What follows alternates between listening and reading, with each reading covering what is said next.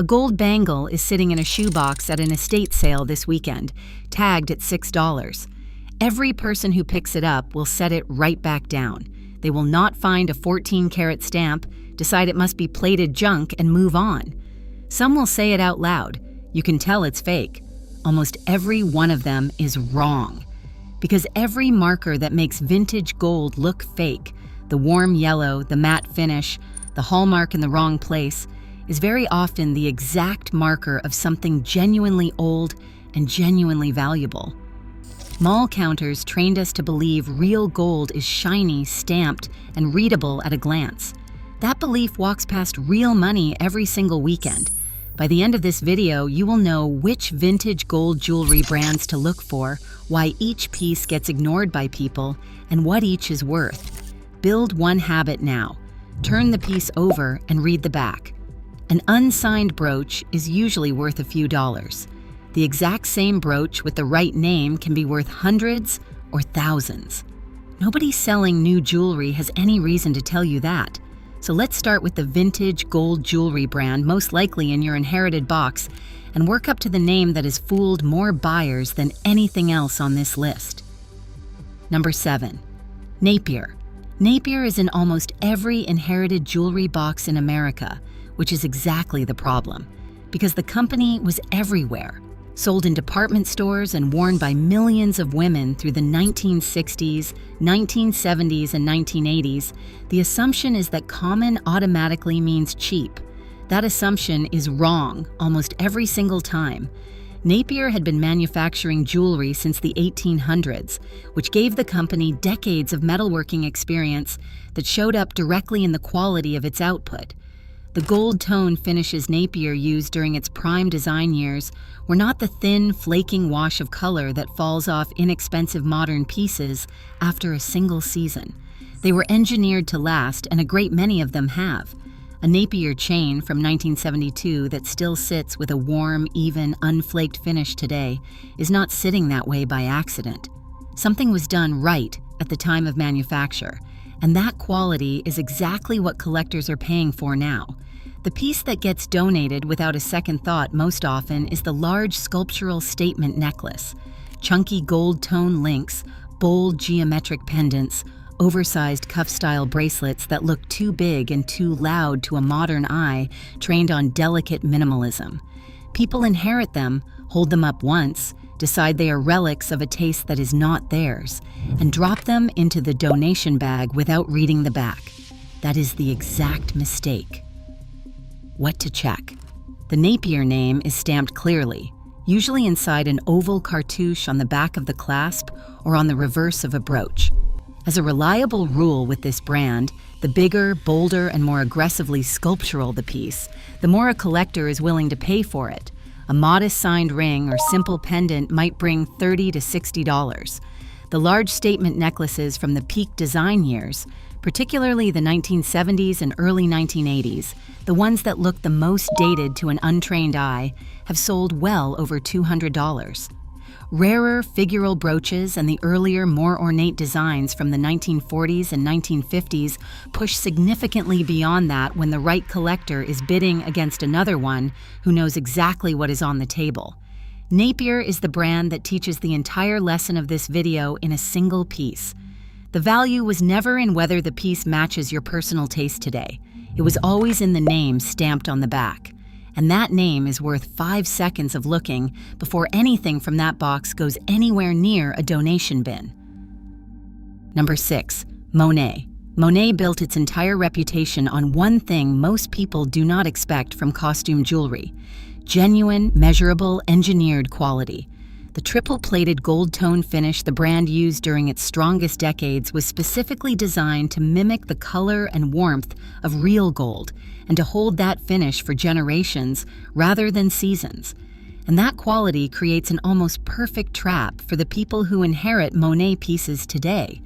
The piece looks too polished, too well constructed to possibly be simple costume jewelry. So the heir assumes it must be cheap, fake gold and treats it as carelessly as if that were true, tossing it into a pile with everything else. Or, in the opposite direction, it looks too understated and quiet compared to the bigger, flashier pieces sharing the same drawer. So it gets passed over for something that catches the eye first. Either way, a signed Monet piece walks out the door for next to nothing. Here is what makes that particularly painful. For part of Monet's most successful design era, the creative direction was shaped by a young in-house designer named Liz Claiborne, years before she built the fashion label that eventually made her own name internationally recognized. A well-constructed Monet piece from that window is not simply a piece of costume jewelry. It is a piece of American fashion history, sitting in a drawer mislabeled as nothing. What to check? The Monet name stamped in clean block letters on the back of the clasp, or the reverse of the piece. Look especially for the sculptural, nature-inspired designs and the long, articulated gold-tone chain necklaces from the 1960s and 1970s, which carry the strongest collector interest. A signed Monet piece in clean, unscratched condition regularly sells for $60 to $90. Complete matched sets, particularly those still in original presentation packaging, have cleared $150 and above. The rarer pieces with unusual layered construction or a clearly documented design lineage have pushed well beyond that at specialty auctions. Monet hides behind looking too polished to be costume and too plain to be interesting. Both of those instincts are wrong, and both of them have been costing the people who trust them. Number 5, trifery. This is where the numbers start climbing seriously, and it is also where one very specific construction detail does more to separate genuine value from a convincing imitation than any other test on this list. Alfred Philippe, Trifery's legendary head designer, refused to glue rhinestones flat against the metal the way almost every other costume manufacturer was doing. He insisted on hand-setting each stone individually into its own prong, precisely the same technique used in fine jewelry. That single design decision is still the easiest way to identify a genuine Trifari piece today. Run your finger slowly along the surface of the setting. If you can feel the tiny raised grip of individual prongs holding each stone in place, rather than a smooth, flat, glued surface beneath your fingertip, you are most likely holding a real Trifari. If the surface is uniformly flat with no raised prong work, you are probably not. The pieces most likely to be dismissed as fake are the enamel sets. Trifari produced enamel and rhinestone parures designed so convincingly to imitate fine gemstones that buyers today regularly assume the green stones are paste and the clear stones are simply glass. In many Trifari pieces, technically they are, but the setting quality, the design history, and the signature behind them are not costume grade by any measure, and the market prices them with that understanding. What to check? Look on the back for Trifari's crown mark, used consistently across decades of production. Sometimes it appears alongside the spelled-out Trifari name. Sometimes the crown stands alone. Either way, it is the signature, and the signature is the money. A signed Trifari piece in clean condition starts around $150 on the collector market. Figural pieces, birds, flowers, and especially the Jelly Belly animal brooches, with their molded lucite bodies set in detailed gold-tone metalwork, have sold at auction for $400 to $600 each. Rarer enamel sets designed to pass convincingly as fine-colored gemstone jewelry have cleared $3,600 at recent sales. If you own anything with a crown stamped on its back, that is never a piece to donate without reading what that crown actually represents. Number 4, Hobe. Hobe has one of the most legitimate pedigrees on this entire list, and almost nobody who picks up one of its pieces at an estate sale has ever heard the name, which is exactly why it belongs here. Jacques Hobe was a trained master goldsmith who opened his jewelry house in Paris in 1887, working with real gold and real gemstones for decades before his son William brought the family name to the United States around 1920. William Hobe did not simply sell jewelry from a counter. He was hired to design pieces for Florence Ziegfeld's Broadway productions, building work that needed to look convincingly expensive under stage lighting from every seat in the house. That theatrical standard, The idea that a piece must read as genuinely fine from any distance and any angle is embedded in the construction of every Hobe piece made after it.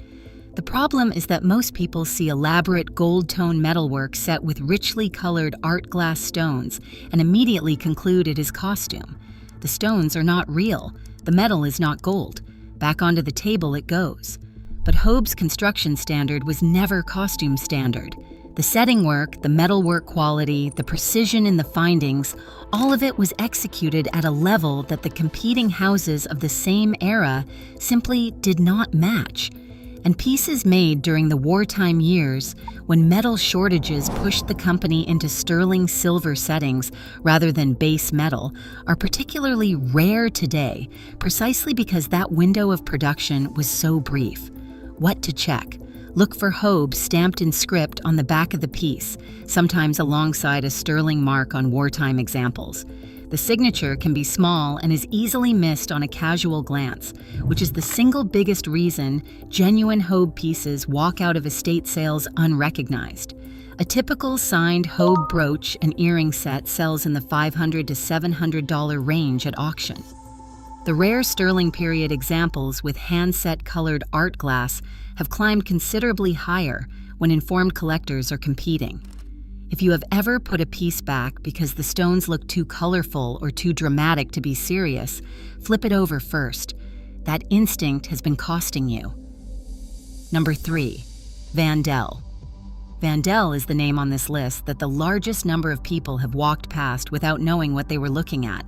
It carries no celebrity association. It is not attached to a famous fashion house. It was not worn by a first lady or a movie star on a magazine cover. It is simply a company that spent 4 decades producing genuinely fine gold-filled and sterling silver jewelry at a standard far above what the secondary market currently gives it credit for. And that gap between actual construction quality and assumed value is the entire opportunity. Vandel was founded in Providence, Rhode Island, and operated from the 1930s through the 1970s. The company specialized in gold-filled work, and this is the distinction that matters most, and that most people get completely wrong. Gold-filled jewelry is not the same thing as gold-plated, and it is not the same thing as solid gold. Gold-filled pieces contain a legally mandated minimum layer of real carat gold bonded permanently to a base metal core through a process of heat and pressure. That layer is not a surface coating. It is substantially thicker and more durable than electroplating, and it bonds at a molecular level rather than simply adhering to the surface. A Vandel piece from 1952 that still looks warm and even today has been looking that way for more than 70 years. That is not the performance of a cheap plated surface. That is the performance of gold-filled construction done correctly. Here's the specific detail that makes Vandel pieces look fake to almost everyone who picks them up. They are frequently set with stones that read as too large and too colorful to be credible, nestled into scrollwork gold-filled settings with a faintly Victorian feel to a modern eye. The combination reads as theatrical, which people translate directly into cheap. The stones in most Vandel pieces are glass or synthetic, but the metalwork surrounding them is gold-filled, often beautifully hand-finished and entirely signed. What to check? Look for Vandel stamped on the back, sometimes alongside GF for gold-filled or 1/20th, 12 karat gold-filled, indicating the precise gold layer specification. A signed Vandel brooch or earring set in clean condition typically sells in the $80 to $150 range. The more elaborate floral and figural brooches from the 1940s and 1950s, the ones with the most stones and the most intricate scrollwork, push into the $200 to $350 range at specialty auctions. Complete matched sets with original findings intact have cleared $400. For a piece that reads to most eyes as something fished from a costume bin, those numbers make the 30 seconds it takes to flip it over the most efficient use of anyone's time at any estate sale. Number 2. Goldette. Goldette is the brand that fools people in the most specific, consistent, and repeatable way, which is why it sits this high on the list. The company operated primarily from the 1950s through the 1970s and built its entire design identity around something almost no other American costume jewelry manufacturer was attempting at the time: deliberately antique-looking pieces. Goldette produced gold-tone lockets, rope chain necklaces, charm bracelets, and fob-style pendants designed to look as though they had been excavated from a Victorian estate rather than manufactured in a mid-century factory. Coin-style pendants, intaglio glass cameos set in ornate gold-tone frames, heavy rope chains with a patina that reads as genuine age rather than surface treatment applied at manufacture. And that is exactly the problem, because when a piece is designed to look old and worn, the people who find it at an estate sale or a thrift store assume it is old and worn in the bad sense. They see the matte finish, the slightly darkened recessed metalwork, the aged-looking stone settings, and they conclude that the piece is damaged or deteriorated beyond usefulness. They are reading a deliberate design decision as physical evidence of neglect, and they put it back down. Here's what is actually happening. That matte finish is the intended finish. Those darkened recesses are antiquing applied intentionally at the point of manufacture. The piece is not deteriorating. It is performing exactly what it was designed to perform 50 years after it was made, which means the next person who picks it up and actually reads the back is getting a signed, intentionally designed, well-constructed piece of mid-century American jewelry for whatever it happened to be tagged at. What to check? Look for Goldette stamped on the clasp or on the reverse of the pendant, sometimes alongside a small copyright symbol. Chain necklaces with coin or cameo pendants are the most actively collected pieces and regularly bring $75 to $180 in clean condition. The heavier charm bracelets with multiple fob-style charms, particularly those incorporating intaglio glass or genuine Victorian coin elements into the design, have sold for $300 or more at specialty auctions. The figural lockets, particularly heart-shaped examples with engraved gold-tone surfaces and working mechanisms, carry a dedicated following that has pushed their prices steadily upward over the last several years. Goldette hides behind looking intentionally old in a way that almost everyone reads as accidental damage. That misreading is the opportunity, and it repeats itself at every estate sale where a Goldette piece turns up, which is more often than most people realize. Number 1. Christian Dior's costume jewelry line. Most people hear Christian Dior and picture a runway. They picture a fashion house. They picture something that belongs in a boutique with a security guard nearby, not in a bin at an estate sale with a $12 tag attached to it. And that gap between what the name suggests and where the piece actually ends up is what makes this the single most overlooked category on this entire list. Here is the part almost nobody knows. Christian Dior never manufactured his own jewelry in-house. Instead, he commissioned the finest costume jewelry ateliers in Europe to produce it under his name, including houses like Henkel and Gross in Germany and Mitchell Mayer in Britain.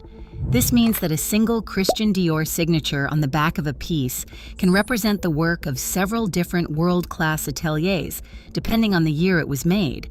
And the construction quality those ateliers brought to the work was not costume standard in any dismissive sense.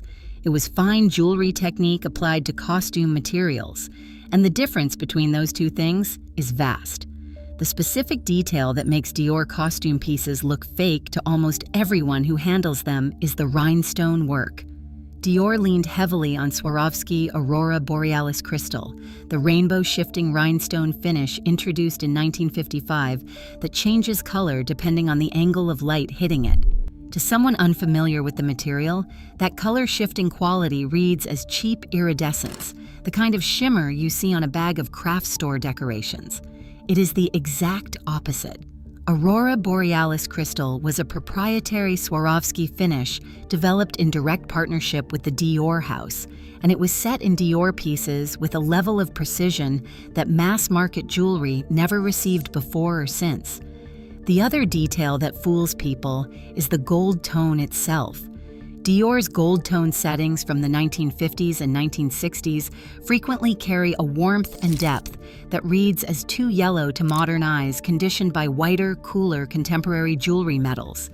Combined with the color-shifting crystal work and the often elaborate, high-relief sculptural settings, the total effect is a piece that reads as theatrical and therefore fake to almost everyone who picks it up without knowing what they are looking at. What to check? Look on the back for Christian Dior stamped in block letters, sometimes alongside a small copyright symbol and a year of manufacture. That year stamp is one of the most useful details on this entire list because Dior is one of the only brands here that occasionally tells you exactly when the piece was made. A documented year can meaningfully affect value, particularly for pieces from the original 1950s production window. Look especially for pieces with aurora borealis rhinestones set in warm gold tone settings, and for necklaces and brooches from the 1950s and early 1960s, which represent the strongest and most consistently rising part of the market right now, the numbers. A clean signed Dior costume piece regularly sells in the $400 to $700 range. Necklaces and brooches with heavy aurora borealis crystal work and documented atelier construction have pushed past $1,200 at specialist auctions. Pieces tied to specific runway seasons or specific named atelier periods have sold for $4,400 and beyond. A piece that was tagged at $12 at an estate sale and later sold at a specialist auction for 40 times, that is not a fantasy outcome.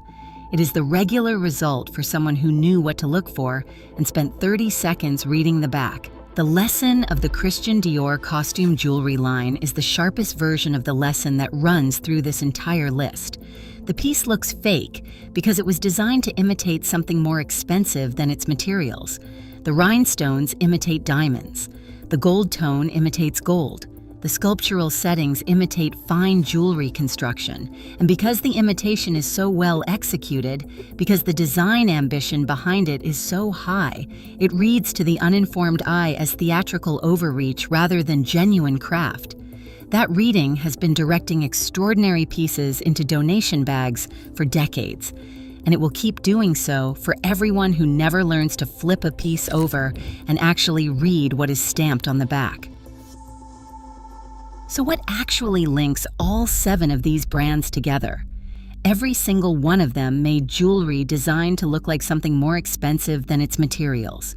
Gold tone pretending to be gold, glass pretending to be gemstone, rhinestone pretending to be diamond, antique finish pretending to be genuine age. And that exact quality, the quality of a well-executed, high-ambition imitation, is what makes them so easy to dismiss today. If a piece looks fake, most people stop right there. The story is over before it starts. But looking fake was the entire design goal for every single brand on this list. The imitation was the point. The craft was in how convincingly it was carried out. And decades later, that craft done at the highest level, under the right name, is worth real money to people who understand exactly what they are looking at. Run back through all 7 and watch how each one hides. Napier hides behind sheer volume. It was in every home, so it reads as common, and common reads as worthless. Monet hides in 2 directions simultaneously, looking too polished to be costumed to one set of eyes and too understated to be interesting to another, fooling almost everyone regardless of which direction they come at it from. Trifari hides behind a crown mark that most people never think to look for, and behind enamel work that people assume disqualifies a piece from serious consideration rather than the opposite. Hobe hides behind an unfamiliar name attached to a theatrical pedigree and a theatrical construction standard that most people never get close enough to read. Van Del hides behind the specific confusion between gold-filled and gold-plated, a confusion the entire industry benefits from leaving uncorrected. Goldette hides behind looking intentionally old in a way that reads as physical damage to almost every person who handles it. And Christian Dior hides behind an assumption so powerful it almost never gets examined.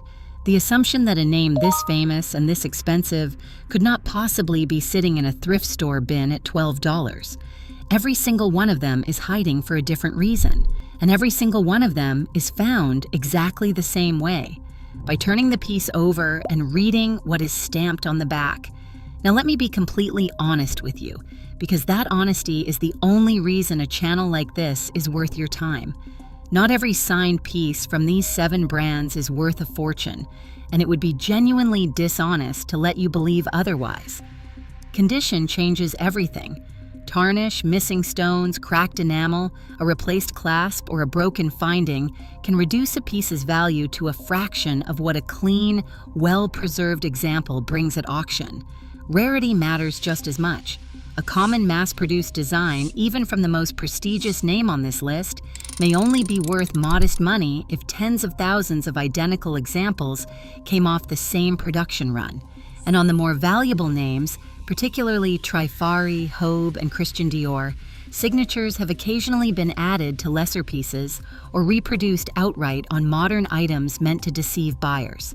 So if you genuinely believe you have found something significant, it is worth having an independent appraiser or a specialist dealer confirm it before you attempt to sell it anywhere. One more caution worth having: gold tone is not gold, and that distinction has real financial consequences.